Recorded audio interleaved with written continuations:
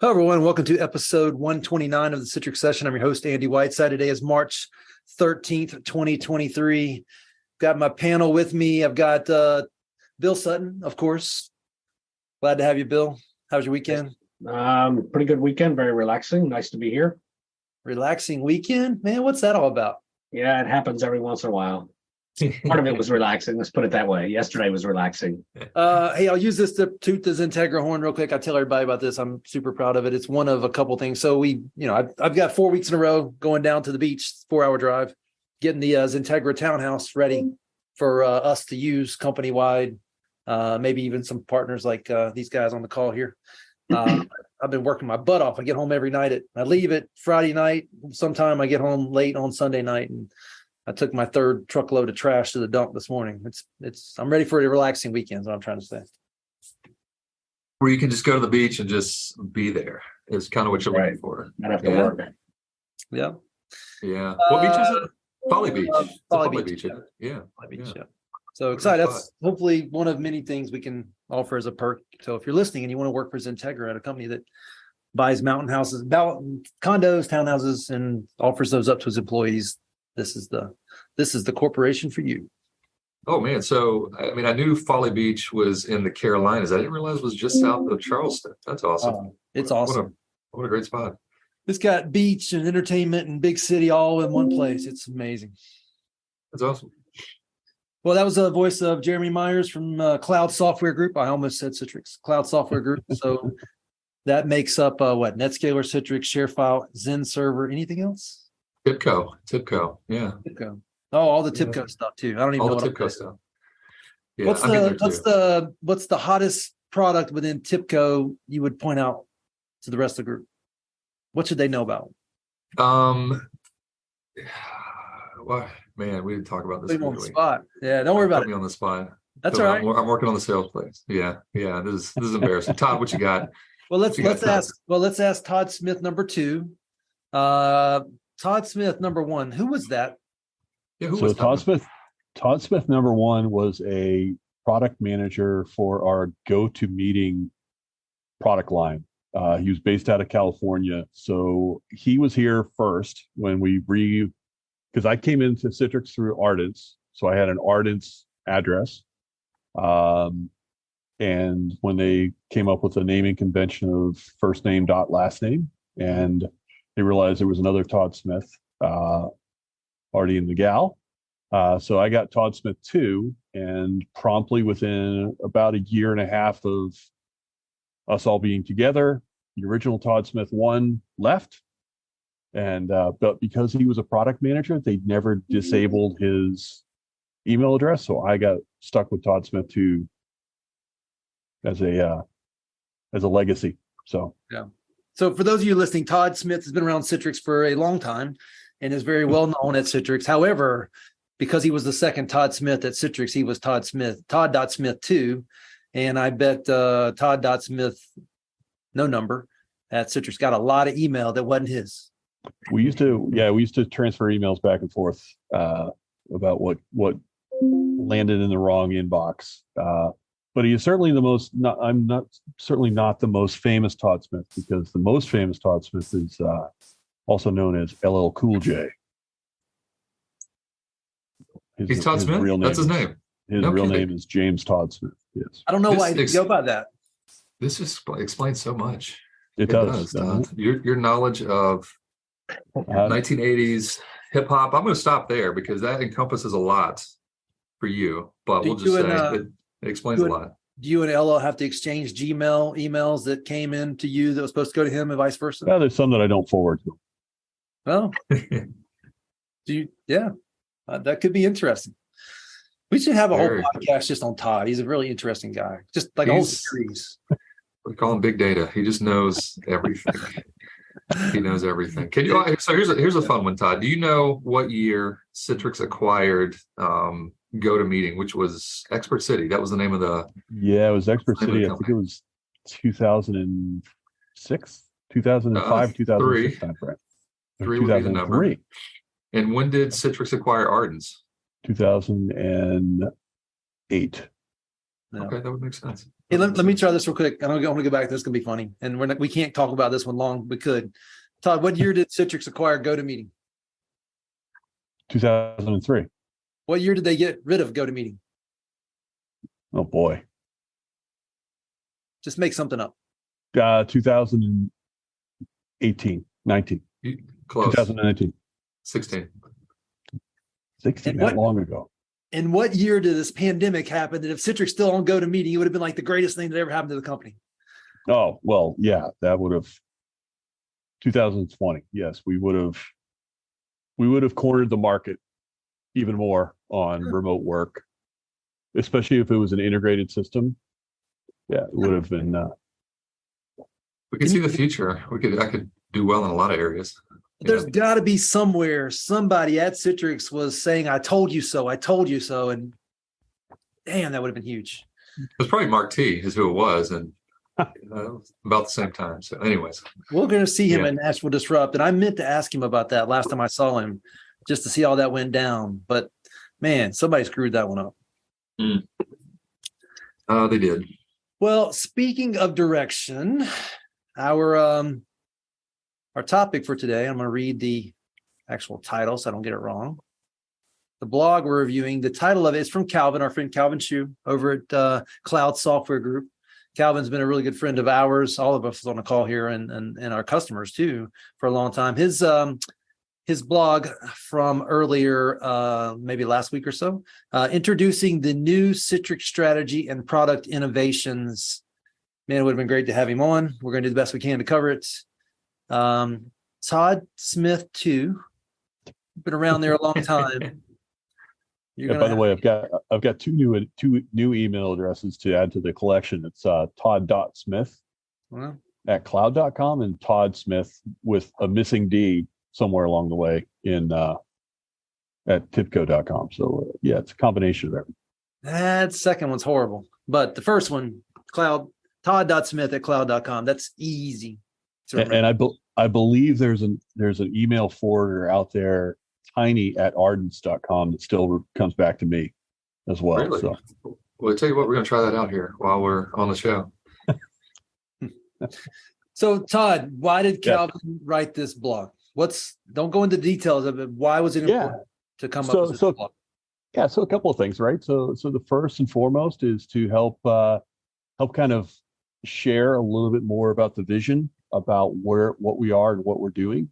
Kind of talks a little bit about the relationship that we have with our umbrella company, Cloud Software Group, and the Citrix business unit specifically, and really kind of talking about our reinvestment and focus on making better products and innovating where we need to, but also making sure that there's a lot of continuity and parity between what customers have been used to with the on-prem stuff and then what they're looking for in the cloud. So let me call something out here. Something up. Yeah. So this is all about the Citrix business unit. This isn't the NetScaler. There's separate business units, right? Citrix, NetScaler, ShareFile, XenServer, so on and so forth. This is the Citrix direction. Correct. This message coming from Sridhar and Calvin. Correct. Well, I mean, that is true, Andy. This is a Citrix BU focused blog here, but if you were to listen to the NetScaler BU, they would tell you a lot of the same things, which is it's a hybrid world, right?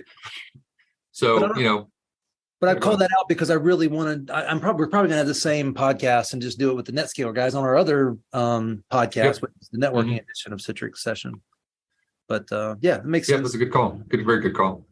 So, Geremy, continue to pontificate, highlight why it was important to call this out, and I'll ask you to address what I'm seeing a lot of, which is FUD about where Citrix is going in all this. Well, I mean, so I think generally speaking, as humans, we like black and white, right? We like either everything is on-prem or everything is in the cloud. We like to decide what it's going to be and pick a lane and just run with it, right? As it turns out, and we've had these cloud conversations with customers for a long, long time, but more focused probably in the last 6 or 7 years, where it's landed as hybrid, right? It's the minority of customers will land in one or the other.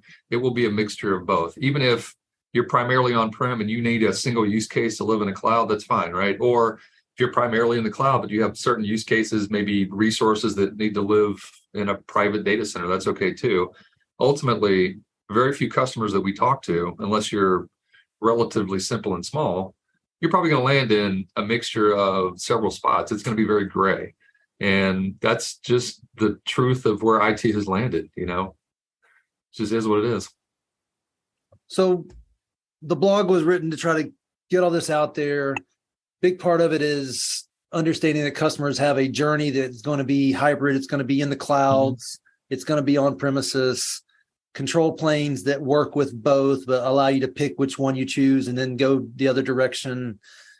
That's kind of the messaging. That's a lot of it. I'll take it a step further. I mean, if you've heard any of your Citrix sales counterparts talk to you in the last 2 or 3 years, one of the things they've told you is all of the investment in features and functionality is going into the cloud service. And that has been probably largely true. What's different now is a lot of functionality is being invested on-premise as well. So things that we haven't talked about in a while, and we're going to hit on this in this blog post here, storefront, right? So that's been something that largely hasn't changed outside of meeting LTSR requirements, outside of just updating for security. There hasn't been great leaps in like functionality and storefront in years. And what you're going to see is that is changing. Not just that, but we completely retooled Studio. So Citrix CVAD Studio, when we move that into the cloud, it's completely retooled. It's entirely HTML5. It's snappy and functional, non-MMC based. We're going to move that on-prem as well. So you'll have that web UI complete refresh on-prem as well. So I'm not going to steal the thunder here, but the whole point is, that messaging around all of the functionality and features going into the cloud, it's just not true anymore. We're investing equally across both. Now, are there things that are easier to roll out in the cloud? Absolutely. But we're still going to have quarterly releases. You're still going to see things that roll out on-prem. And some of those features are not going to be small evolutionary updates. They're going to be pretty neat features that come to an on-prem environment. So, Bill, the things that Citrix did over the last couple of years to kind of, I don't say force, but lead people into the cloud by default strategy, in hindsight, still a good thing? Yeah, I think it's still a good thing. I mean, it helped drive the direction that we're seeing now to bring a lot of that functionality and simplicity on-prem, and enable the same, the same experience, whether you're working in the cloud or on-prem. But I suppose that Geremy and Todd, I don't want to put words in your mouth, but you would agree that a lot of what's been done in the cloud is what's going to make its way on-prem. Although there will certainly and has certainly been stuff on-prem that's made its way to the cloud. But, key to the point you just made, Geremy, around bringing some of the storefront, bringing more parity between storefront and workspace, as well as bringing more parity between the management layer of the cloud and the on-premises management layer vis-a-vis the web-based studio, which is already technically in, I think it's a preview, in the latest CR. You can install the web studio with your on-prem release. So the point is, I think the cloud has definitely benefited all the way around. And now it's the point where we're going to really bring true feature and experience parity to both places. Well, I'll go a step further, Bill, and tell you that one of the things that we'll cover in this blog is something that has never existed on-prem. Actually, that's a little bit of a lie. It's existed in some other form. We'll get to this. I'll be very cryptic about this.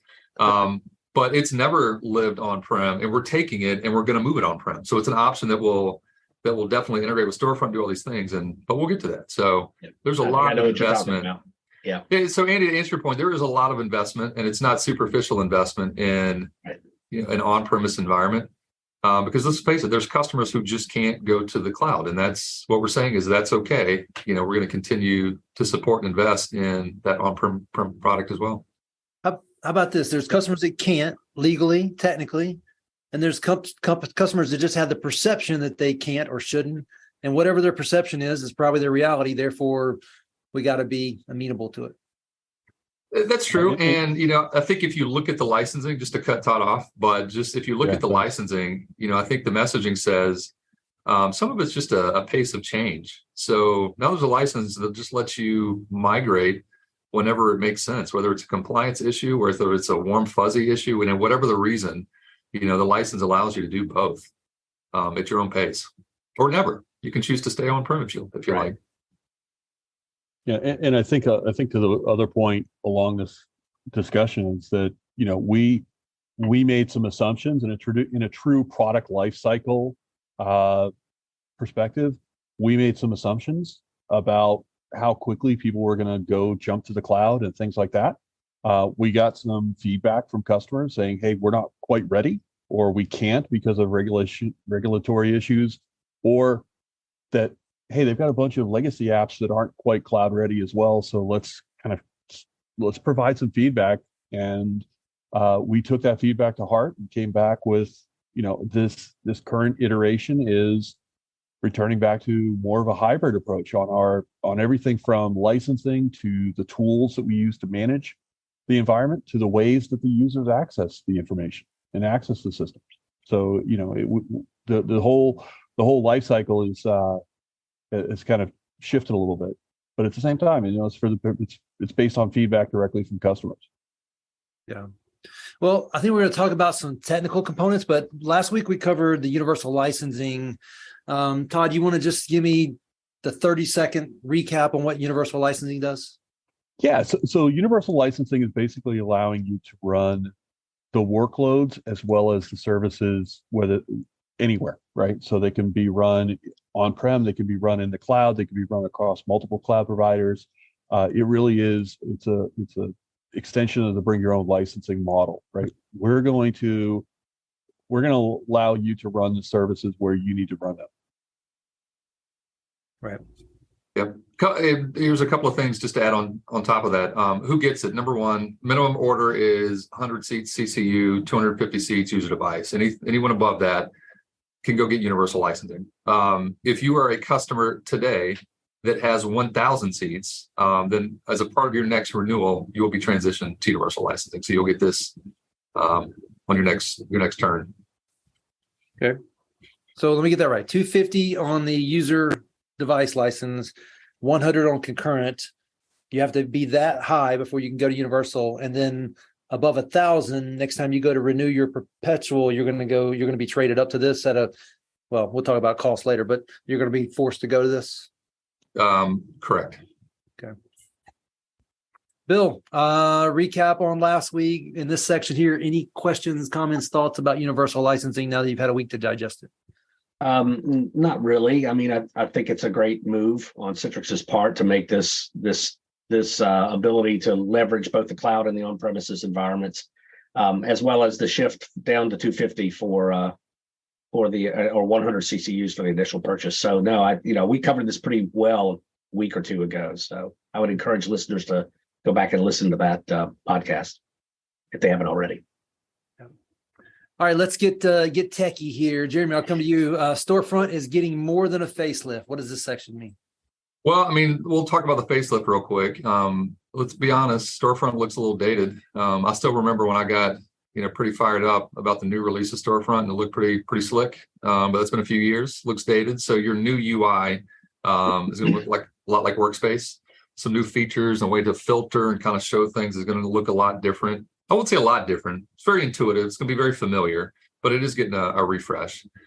Secondly, and this is a lead into what we'll see later in the blog post, but there will be a way to integrate secure private access into on-premise Storefront as well. So we have a lot of customers where secure private access is a really good use case and fit. Essentially, I have a couple of different ways to leverage it. How do you provide seamless clientless access to internal web apps? We've done this through Workspace in the past. Now you can do this with Storefront on-prem without, if you guys remember, I guess the universal gateway feature that was on the NetScalers, the ADCs. Very similar, but this will also do, I'm assuming, so this is where this has not been released, so I don't have the full feature stack, but I got to assume, VPN replace as well.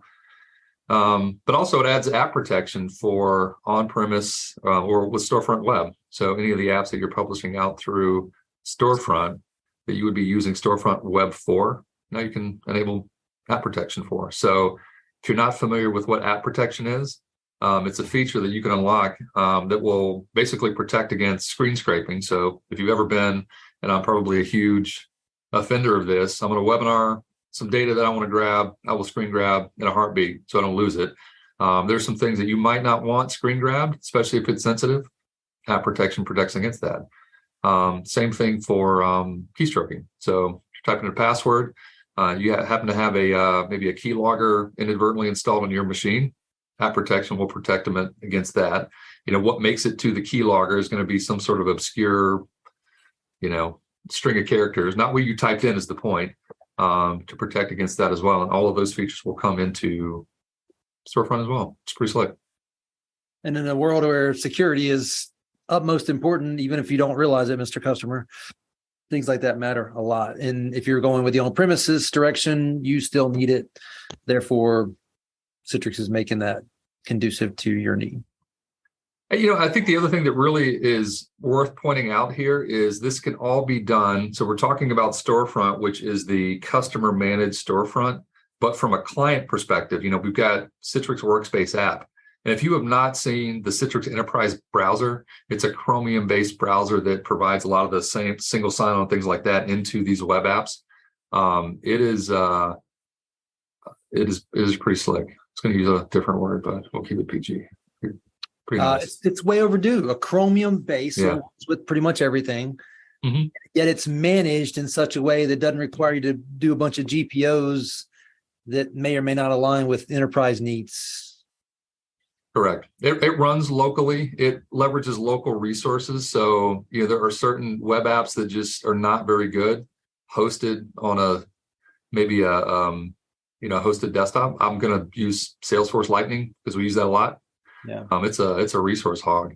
Yeah. You run that through Enterprise Browser and it's leveraging your local machine resources to do it. Awesome.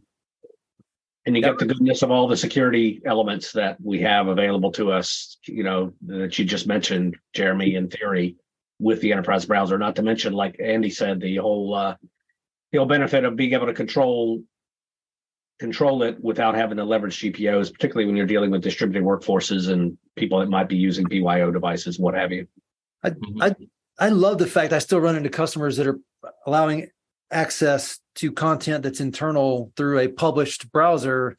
But I also got to think, man, that's been around since the 90s. Yeah. You not thought that there might be a better way and to go back to Citrix and ask, but part of the experience there is that the success of the published browser through Citrix, legacy Citrix, has been such a good thing for people. They don't even look for alternative ways to do it. They just keep doing it the same old way, which is a good and bad thing.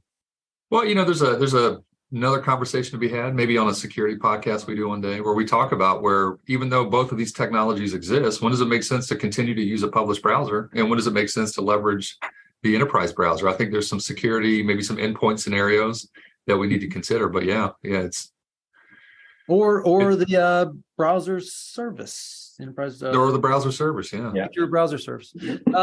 Bill, this storefront conversation did. Anything else that Geremy missed that you want to call out or ask about? Nope.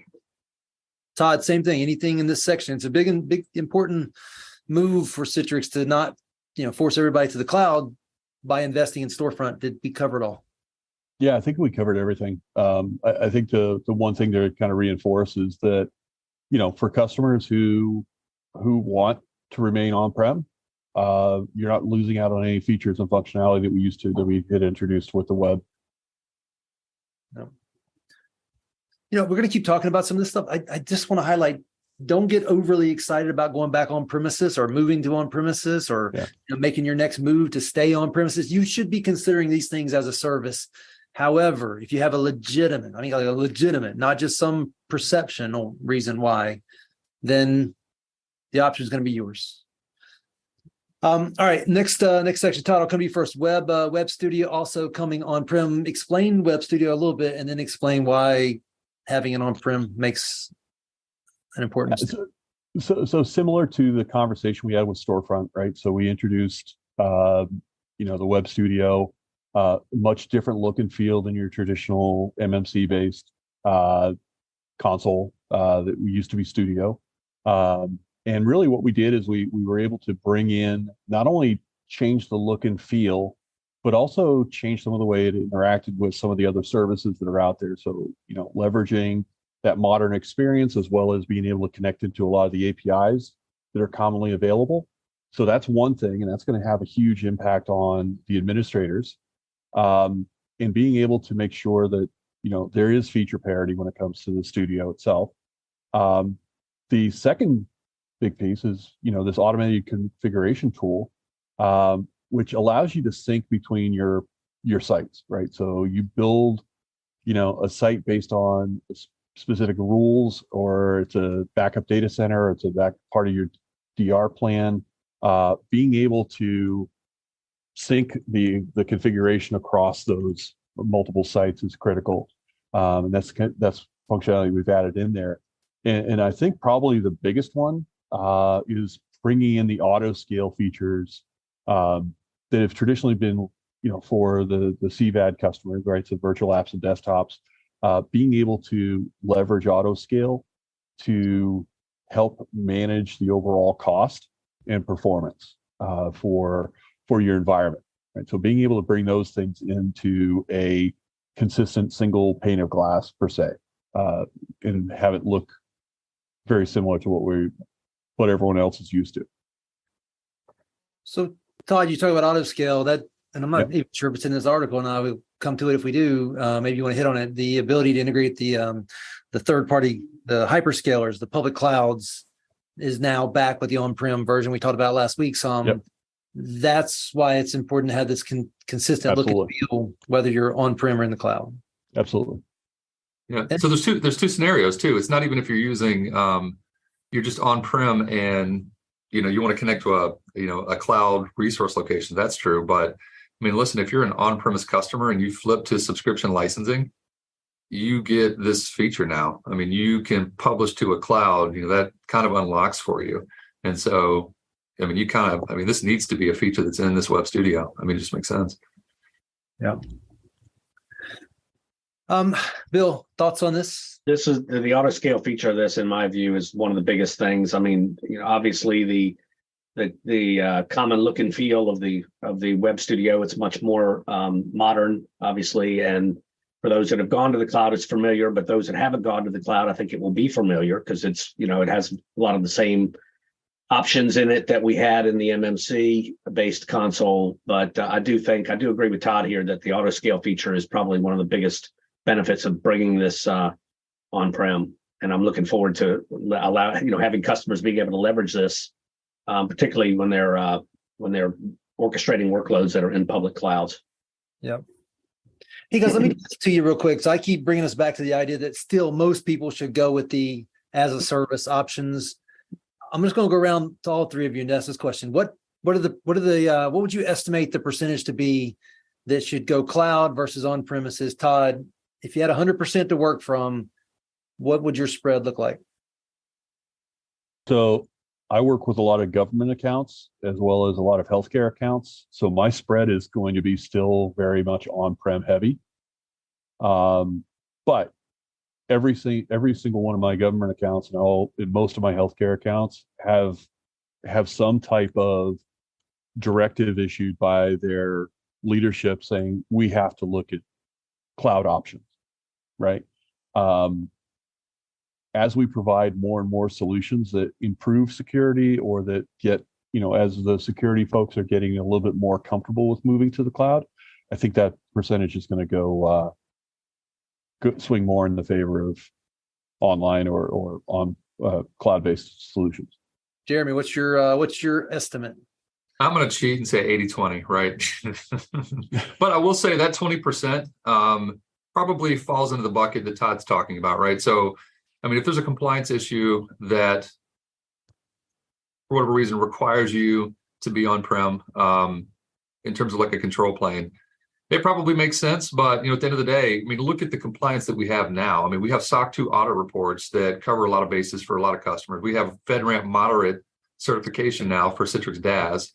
I mean, those are big deals. And I've had customers tell me that when the government checks off on it, then I'm going to be okay with it. Well, guess what? We've had moderation for over a year now, or moderate for over a year now. So a lot of customers are coming around, but, ultimately, I had this conversation with a customer this morning. What's dragging their feet is we want to do this, but we need to have a call next Thursday with our security and compliance department. So just customers are hypersensitive about the security piece to this, and they're just trying to check all the boxes.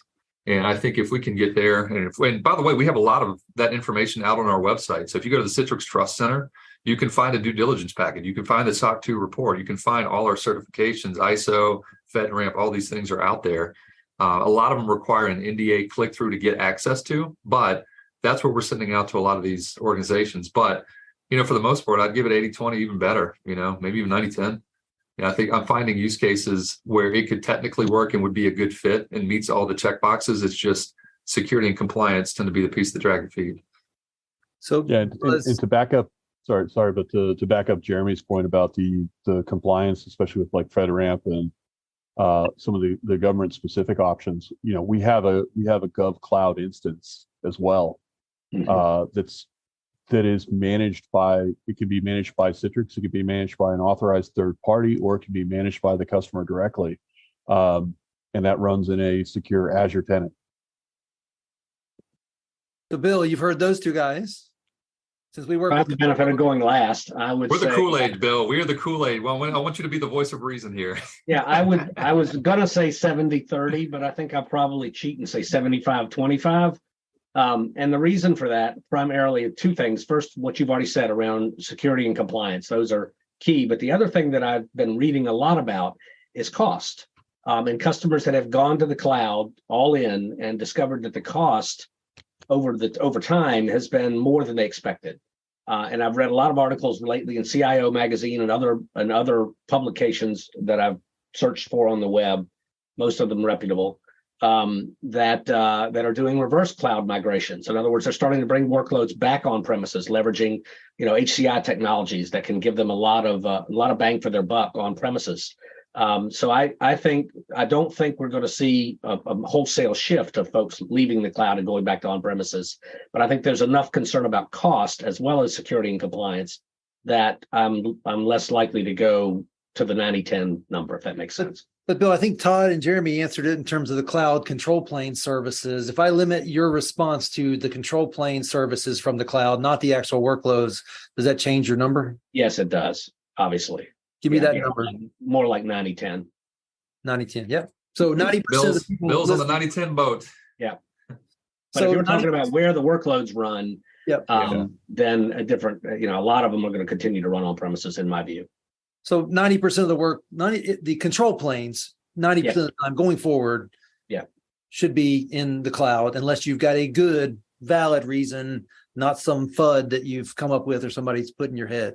Yeah, and I think there's probably an education to customers that can be done better, perhaps, in helping them understand what the control plane sees in terms of data. Is it just metadata? Are they actually seeing usernames? Or are they, do they have the ability to intercept data?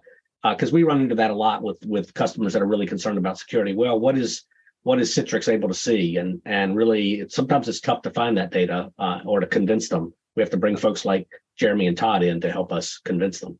Which is scary, because if you got to bring me in to talk about security, that's not a good day. I'm frontline. So this next section talks about providing faster case resolution, talking about data, right? Data and the ability to access services quickly and manage those services. So Geremy, is this talking about with the on-prem version of Storefront, you now get some of those benefits you were limited to by using the cloud before? So not particularly. So this is more hitting on the Citrix Analytics for Performance service, which, by the way, can tie into an on-premise environment. So Storefront, the DDCs, an on-premise control plane. But there are some insights around just baselining your environment, like what's normal. So if you call up and you're saying, hey, things seem slower, well, that's very subjective, right? Slower compared to what? And so as a part of the performance platform now, we can baseline what you got. And then a lot of your future data is going to be based off of or compared to what your baseline data looks like. And oh, by the way, your baseline could change. And so that will constantly get updated as well. But ultimately, if you're trying to maybe be fairly objective around what performance looks like, this is more than just the ones and zeros. This is the ones and zeros compared to the last time you looked at ones and zeros. So that's sort of the baselining feature. Now, I would be remiss, this is not what you asked, Andy, but I would be remiss if I did not point out that there has been a significant investment in technical support, which is kind of how this whole section starts off on. So we've invested heavily in technical support, frontline support, I should say. So granted, that takes a little while to roll out, but that will get better. But ultimately, that should dovetail into, if you're running the analytics platform, you have more visibility into your environment outside of what director gives you. but more baselining over time, more experience profiling over time. So, even though you've got machines that are up, how do you know it's good? So I think that is the other attempt at performance, is understanding what a good experience is and putting that in front of you, and then showing you the metrics behind what makes that experience good, whether it's latency or uptime or how long does it take to log in. There's a lot that goes into that. That was a mouthful. And I think the big thing that Geremy just kind of talked about is, being a little bit more pervasive without being, without impacting the user experience, about gathering some of that baseline information. I mean, think about it, the old days when you used to do networking stress tests, where you would identify a couple of locations to launch videos, or I worked for a company where we used to stress test the network by playing Half-Life across the network and see how much impact, because that was the biggest network pig that we could find. That in moving files back and forth across the network, just as a way to do that baseline. The problem is if anyone was trying to work during that time, it would kind of inhibit their ability to be productive. The whole analytics aspect of it is gathering things in a very pervasive and unobtrusive method to be able to gather that information and analyze it and be able to turn around and say, hey, you're starting to see some problems that could be occurring here, and be that tripwire instead of having to wait for someone to call the help desk and report that there's a problem. Yeah, ideally, the real data is what we really want to be looking at. And then if we want to simulate some scenario where we're trying to blow it off the charts, that's what like a login VSI is for after hours. Yep. What's your pick now, Todd? What would you say is the biggest BFSM? I think so. I think two of the biggest ones are transporting large files, like uploading movie files or uploading video across there. The other one is multi-session video conferencing. Tends to be very bandwidth intensive. Yeah. Yeah. We weren't going to use that word, but yes, there can be well-known products out there. The other thing that's happening is just the overall, the multiple browsers that are being opened on an endpoint, and then it's all being pushed back into the data center. You can see situations where, a lot of the data is originating, a lot of the traffic is originating or being consumed by, a YouTube channel being open on a browser someplace. It's not going to show up as YouTube. It's just going to show up as browser traffic. All right. So I think what I've realized based on the time, this is going to be a two-parter, no doubt. We kind of knew that coming into it. Let's try to cover, let's see, partner integrations. I kind of want to stop. Okay. These are some quick hits though. Good place. Yeah. Or we could stop. Okay. Everyone likes a round two. Like a cliffhanger. Yeah. Yeah. Let's try to cover. I don't want to short these next couple. So Todd, you trying to explain to your grandmother the changes at Citrix and what they mean to customers, partners, integration partners, Citrix ready partners. How would you do that in that 47 floor elevator ride that you're getting ready to go down? So explain to my grandmother. All right. So I do a real, just bear with me because it's going to actually be part of this. When I was in college, I got an opportunity to go work for the MBTA, which is Boston subway system. Right. And I happened to be living with my grandmother at the time when I was in college, and she answered the phone. It was the recruiter for the job offering. And she said, "Oh, that's awesome. He loves to ride the trains." So somehow I got a technology job out of my grandmother saying that her grandson loves to ride the trains. So it was very appropriate that you would. I just had to bring myself back to a time where somebody called and the person that was home answered the phone with a cord attached to it and took a message of importance. And a dial ringer. Yeah. So yeah, it was interesting times.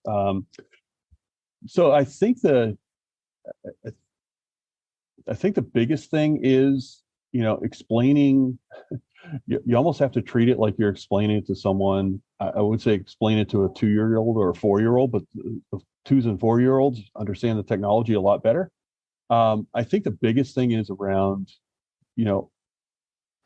leveraging resources that you don't own and leveraging resources and having access to services that you don't have to manage them, which means I don't have to go and be responsible and educated on all of these things. I'm consuming it as a service, right? And Right. it's something, and equate it to something that they know. Hey, you know what? I could be a shade tree mechanic and fix my car in the backyard, but there's certain things I want to go to a auto shop for, or in some cases I want to bring it to a dealer. Right? Let the most appropriate people and knowledgeable people manage what they're trying to get working or get fixed. Yep. And give them the tools. Yep. Including the hand tool versus the pneumatic tool. Yep. That they need, right? If they need to take a tire iron or a wrench of some type and take a wheel off, let them have that versus thinking everybody just needs an air wrench. Yep. Even though the air wrench 90% of the time or more is the right tool. I amazed myself how I brought that one back. Geremy, okay, now you got, so Todd explained it to his grandmother. How would you explain it to, let's say, customers? How do I explain it to customers? Wow, I was The hoping average for the grandmother. IT buyer. Oh, I mean, that the IT buyer is a little bit easier. So, usually what I tell them is something related to, reducing your spend somehow, right? So a lot of customers are trying to figure out how to save less. I mean, save more money by just putting their workloads, putting their resources. They've been told to go look at cloud. They've been told to look at a data center. And there's a lot of complexity around how do you manage access and applications across all these different locations, whether or not it's a data center, whether it's a cloud, whether it's a website, right? And these are all these different ways to access things. Number one, we can centralize it, make it easier to manage. And number two, we can help you save money, right? And that usually gets the attention of most folks. Now, granted, they usually go, well, can you do the back of the napkin math? And, I've got enough customer examples at this point that we can do it. But, that's really what it boils down to. How do you make it simple and how do you make it cheap? Or say cheap, say expensive. Yeah. So here, if I'm, so yes, what you just said, plus I would also add, hey, Mr. Customer, Mr. IT buyer, we heard you. And so we're making sure we make concessions that we think this is still better for you. But if you have to have it on premise, then we're on premises. We're listening to you and we're going to try to help you there too. Yeah. Exactly. Yeah. So Bill, I'm going to throw you for a loop. You've got to explain it to partners, and I'll just say you have to explain it to XenTegra employees to make it easy. How do you tell them what Citrix is doing here with this strategy? Well, I mean, when it comes to explaining it to employees or partners, it really kind of a lot of it relates to what Geremy just said, which is providing customers choice. Or, they can leverage the cloud, they can leverage it on-prem. Most of my team, of course, understands this stuff pretty good, but with this new licensing concept of being able to have one license that allows you to move between or as part of both environments, I think that it's really just a matter of choice. Yeah. Well, I'm going to steal this one a little bit because we talk about this one with XenTegra all the time. Listen, Citrix is Citrix. I only, what I get compensated on obviously just relates to Citrix and what we sell here. And this is kind of sort of a tie into next week, maybe the cliffhanger, but the XenTegra business is built on all these solutions that make sense to a customer. And so how Citrix can integrate in with, what you guys are talking to customers about is pretty important. The fact that, listen, you've got a ServiceNow practice. How does this tie into what you're doing there? You've got a Nutanix practice. How does this tie into what you're doing at Nutanix? Because ultimately, and this is what I love about XenTegra is you guys are in front of the customers really talking about the bigger picture than just Citrix, right? And so it's important for us to make sure that this is what we're doing is we're integrating into all the things that make up, the XenTegra solution. So, you're an Okta partner, you're a ServiceNow partner, you're a Nutanix partner. The list goes on. How do we tie into that? That's important. And I think that'll be the lead in to our next part of this, right? Partner integrations. Mm-hmm. Yep. Correct. Yeah, to me, Citrix is a product, and there's several others, but Citrix is the one we're talking about here and one of the leaders in the space, that if you adopt it appropriately, which most people don't, they've limited it to what they knew from the 90s and they're stuck there. If you adopt it appropriately, you're adopting a strategy, whether you realize it or not. Speechless. Well, guys, we will wrap it for this week. We'll come out with a part 2 for next week, and we'll start talking about the other things like partner integrations. Guys, I appreciate it. Wish we could have had Calvin on. My fault, totally. I should have even invited him. He probably would have come. But nonetheless, I think we're doing a good job covering it, and I think it's good content for people to consume. And if they want to follow up, you reach out to Todd, Geremy, Bill, myself via LinkedIn, for example, and we'll get you more people to talk to if you need it. Guys, with that, we'll put it on hold till next week. Thank you. Excellent. All right, Hey, guys. Have a good week.